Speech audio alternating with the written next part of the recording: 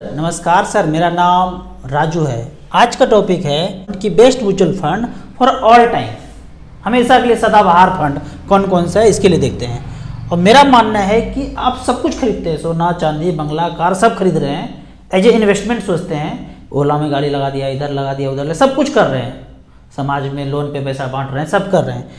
एक बार long term के लिए म्यूचुअल फंड में भी दाव लगाना चाहिए, चाहे थोड़ा सा पैसा लगाइए, दाव लगाना चाहिए। यहाँ पे उसके पहले एक चीज़ बताते हैं, जब मार्केट है ना इस तरह से चलता है, यहाँ पे सेंसेक्स का रिकॉर्ड देखेंगे तो इस तरह से चलता गया, अभी 63-64 हज़ार पे चल रहा है, तो जिगजैग लाइन में चलता है।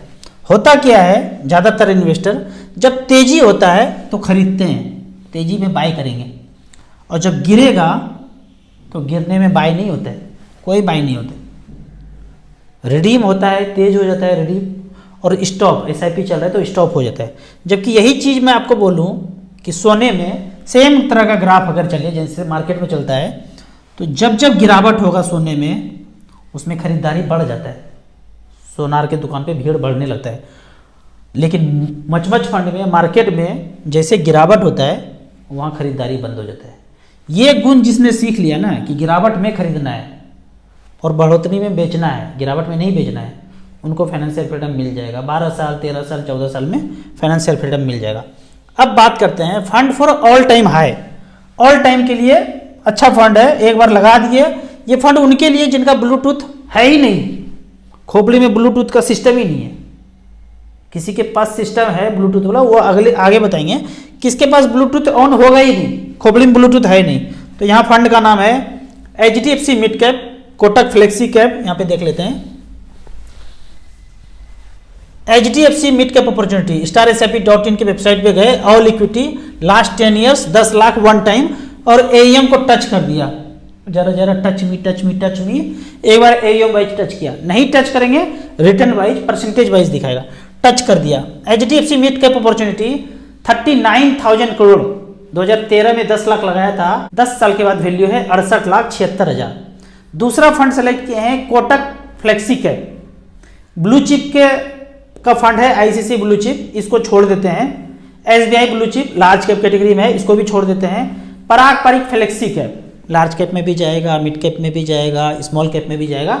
ये फंड भी अच्छा है, 18% का रिटर्न जनरेट करके दिया है पिछले 10 साल में।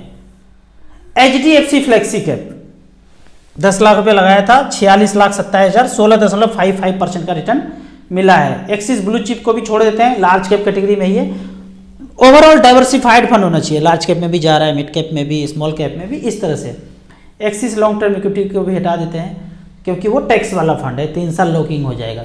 ICICI प्रोडेंशियल वैल्यू डिस्कवरी 19.28% का रिटर्न मिला है, 10 लाख वन टाइम रखा था 10 साल पहले, 58 लाख रुपया है।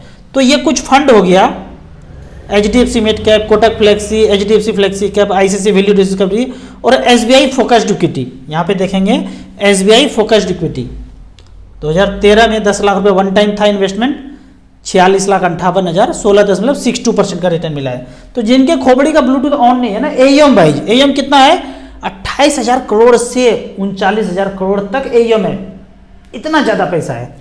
आगे देखते हैं, अब जिनका ब्लूटूथ ऑन है, हो चुका है ऑन, खोपड़ी है, ब्लूटूथ भी ऑन है, तो वही mid cap small cap, HDFC small cap, Franklin, quant. यहाँ पे एक नाटक चल रहा है, यहाँ देखते हैं नाटक। ये क्वांट कभी ऊपर हुआ करता था, 1 साल पहले वहां हुआ करता था टॉप पे। इसका रिटर्न देखेंगे, टच करेंगे, यहाँ पे 1 साल में 39% का रिटर्न दिया है क्वांट के म्यूचुअल फंड ने, जबकि पहले ये टॉप पे हुआ करता था। फ्रैंकलिन इंडिया स्मॉलर कैप, इसको टच करेंगे तो 39.56, और टॉप पे आ गया HDFC, 44% का रिटर्न 1 साल में दिया है। तो यहाँ पे देखते हैं हुआ क्या।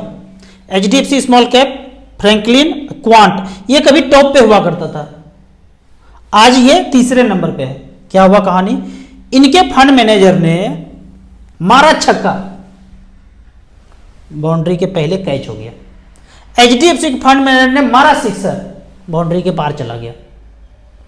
तो कभी जो ये टॉप पे हुआ करता था, अब HDFC टॉप पे हो गया, ये नीचे हो गया। 11 खिलाड़ी में भी ऐसे होगा रैंकिंग, कभी कोई, एक छक्के में आगे, एक छक्के में पीछे, कैच हुआ तो पीछे।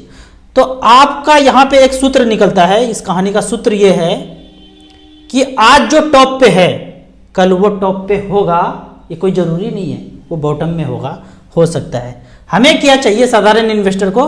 15-16% रिटर्न, वो safer safest bank, post office, किसान विकास पत्र, ये वो तामझाम से 2 गुना रिटर्न मिल जाए, बस वही काफ़ी। ऊपर नीचे होएगा, कोई चौवा छक्का मारेगा, कोई आउट होगा, जो भी होगा। इसीलिए बोलते हैं आपको मच फंड लेना है, ब्लूटूथ भी ऑन है, सब कुछ अच्छा है, 5, 6, 7, 8 में सब में झोंक दीजिए। HDFC, Franklin, quant, Nippon, Tata, ITI, HSBC, इसमें आपको 1 साल में सिलेक्शन है। यहाँ हम लास्ट 10 ईयर्स करते हैं। लास्ट 10 ईयर्स में देखेंगे तो क्या होगा, AUM भी अच्छा खासा होगा। Nippon India small cap, SBI small cap, DSP Kotak small cap, Franklin smaller cap, Sundaram small cap, HDFC small cap, ICICI small cap, ये कुछ फंड हैं यहाँ पे थोड़े थोड़े पैसे करके लगा दीजिए। 2-2 हज़ार रुपये करके SIP करते रहिए, बीच बीच में कहीं से पैसा आए टॉपअप करते रहिए। तो इस तरह से करके बैंक, पोस्ट ऑफिस से आपको 2 गुना रिटर्न मिल जाएगा। अब यहाँ पे एक नया चीज़ हुआ है रिसेंटली, आप देखेंगे इंडिया बुल्स म्यूचुअल फंड में अब कोई इन्वेस्टेंट होंगे, 3 स्कीम है उसमें, अब उनका नाम बदल के ग्रो म्यूचुअल फंड हो गया है। क्यों? क्योंकि इसको इन्होंने खरीद लिया। अब जितने भी इन्वेस्टर यहाँ पे थे वो सब अब ग्रो म्यूचुअल फंड के इन्वेस्टर हो गए। कहीं का कोई पैसा, 1 पैसे का भी अंतर नहीं है, नाम बदल गया। जब आप स्टेटमेंट देखेंगे तो वहाँ इंडिया बुल्स का नाम नहीं होगा, लोगो नहीं होगा, ग्रो म्यूचुअल फंड का लोगो और नाम होगा। इतना ही फर्क है। हो सकता है फंड मैनेजर चेंज हुआ हो, जो भी हुआ हो, मैनेजमेंट चेंज होगा क्योंकि इसको इन्होंने खरीद लिया। ठीक उसी तरह मैंने जब म्यूचुअल फंड शुरू किया था, रिलायंस म्यूचुअल फंड नाम हुआ करता था, उसको निपॉन ने खरीद लिया। आज भी मेरा म्यूचुअल फंड वो चल रहा है। यहाँ पे देखते हैं कि इंडिया बुल्स का कौन कौन सा फंड ग्रो में चेंज हो गया, नाम चेंज हो गया। अब नाम है Groww ELSS tax saver, Groww large cap, Groww value growth fund. ये 3 फंड है जिनका इंडिया बुल्स से नाम चेंज होके ग्रो म्यूचुअल फंड हो गया। अब आगे बढ़ते हैं।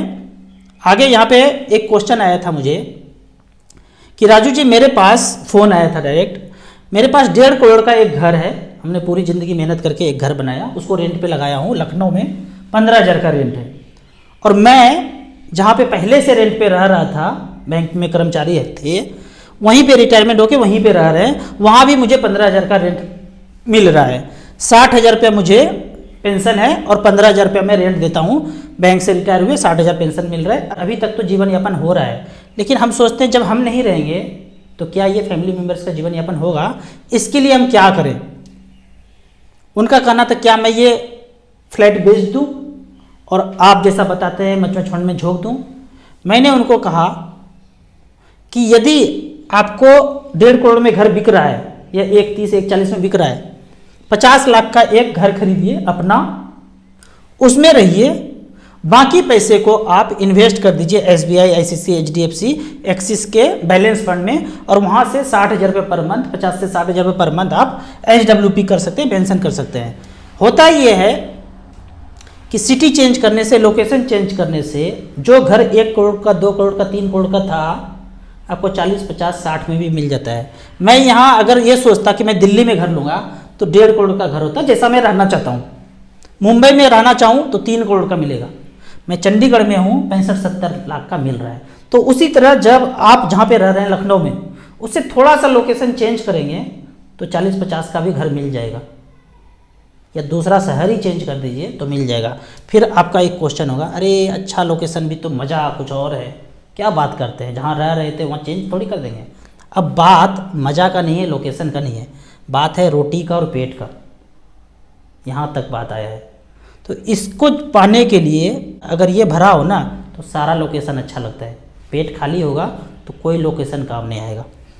तो बैलेंस फंड के कैटेगरी में आप इन्वेस्ट कर सकते हैं। पहले अपना घर जुगाड़ कर लीजिए, उसके बाद उस बचे हुए पैसे को आप इन्वेस्ट कीजिए। आप पूछेंगे कहाँ कहाँ इन्वेस्ट करें, तो ये फंड है जो मैं लास्ट 10 ईयर्स का बात कर रहा हूँ।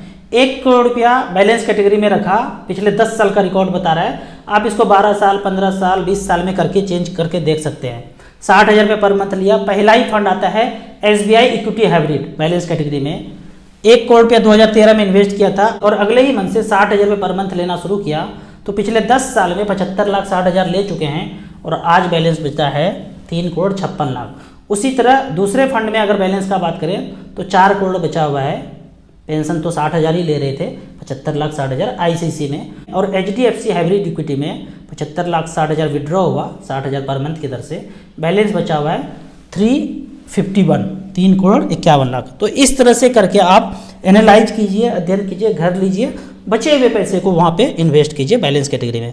आपको इसी तरह म्यूचुअल फंड के बारे में और कुछ जानना है, इन्वेस्टमेंट के बारे में जानना है, तो इस नंबर पर मुझे व्हाट्सअप कर सकते हैं। पहली बार म्यूचुअल फंड में इन्वेस्ट करना है तो दिए हुए एसेट प्लस के ऐप में जाके रजिस्ट्रेशन कर सकते हैं। मिनिमम 100 रुपया से मैक्सिमम का कोई लिमिट नहीं है। एसेट प्लस में 2 ऐप है, एक इन्वेस्टर के लिए, एक डिस्ट्रीब्यूटर के लिए। आप म्यूचुअल फंड में काम करते हैं तो डिस्ट्रीब्यूटर के ऐप में जाके इम्पैनल करके एसेट प्लस के बेहतरीन ऐप के साथ काम कर सकते हैं। लाइफ टाइम दोनों ही ऐप का कोई चार्ज नहीं है। वीडियो अच्छा लगे तो व्हाट्सएप यूनिवर्सिटी में दोस्तों के बीच इसे जरूर शेयर करें। यूट्यूब पे देख रहे हैं तो लाइक एंड शेयर जरूर करें। Thank you so much.